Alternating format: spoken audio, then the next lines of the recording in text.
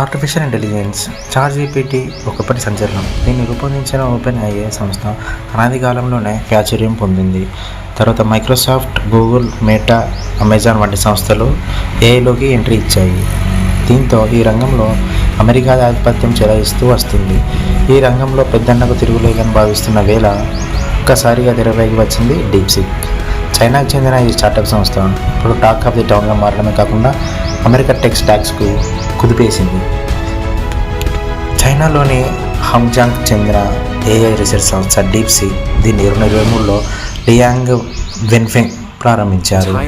చైనాలోని ప్రముఖ యూనివర్సిటీల నుంచి గ్రాడ్యుయేట్లతో ఓ బృందాన్ని ఏర్పాటు చేసుకున్న ఈ సంస్థ తాజాగా అరే-1 పేరిట ఏఐ మోడల్ను ఆవిష్కరించింది. ఇది పూర్తి ఉచితము, పూర్తి అడ్వాన్స్ ఏఐ మోడల్. ఇలా పూర్తి ఉచితంగా అందిస్తుండడం విశేషం. ఈ ఓపెన్ ఏఐ, క్లాడ్, సోనెట్ వంటి సంస్థలు ఇందుకోసం సబ్స్క్రిప్షన్ రూపంలో కొంత మొత్తాన్ని వసూలు చేస్తున్నాయి. సబ్స్క్రిప్షన్ లేకుండా మరిన్ని సంస్థలు ఏఐ మోడల్ను అందిస్తున్నాయి.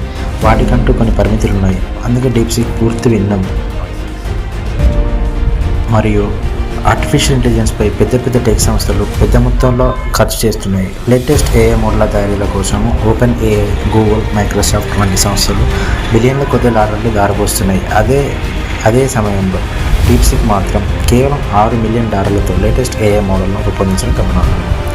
దీంతో పోలిస్తే ఇతర కంపెనీలు దాదాపు 30 రెట్లు అధికంగా ఖర్చు చేస్తున్నాయి. అంతేకాదు ఓపెన్ ఏఐ A1 మోడల్తో పోలిస్తే మ్యాథమెటిక్స్, కోడింగ్, రీజనింగ్ వంటి అంశాల్లో సమానమైన పనితీరును కనబరిచింది.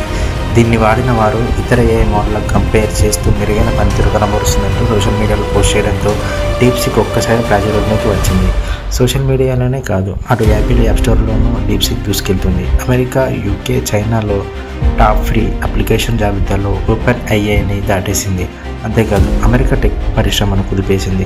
ఎన్విడియాతో పోలిస్తే తక్కువ అడ్వాన్స్ కలిగిన చిప్స్తోనే తాము ఏఐ మోడల్స్ రూపొందించామని కంపెనీ పేర్కొనడం ఇందుకు కారణం. దీంతో ఫ్రీ మార్కెట్ ట్రేడ్లో ఎన్విడియా షేరు 14%, మైక్రోసాఫ్ట్ 7%, మెటా 5 చొప్పున నష్టాల్లో పతనమయ్యాయి. టెక్ ఆధారిత కంపెనీలతో కూడిన నాన్-డాక్ 4% మేర పొంగింది. చైనా నుంచి వచ్చే డెవలప్మెంట్లను ఎప్పటికప్పుడు గమనిస్తూ ఉండాలి అంటూ డీప్‌సీక్ ఉద్దేశిస్తూ మైక్రోసాఫ్ట్ CEO సత్యనారాయణ వంటి వారు పేర్కొనడం బట్టి దీని ప్రభావం ఏంటో అర్థం చేసుకోవచ్చు.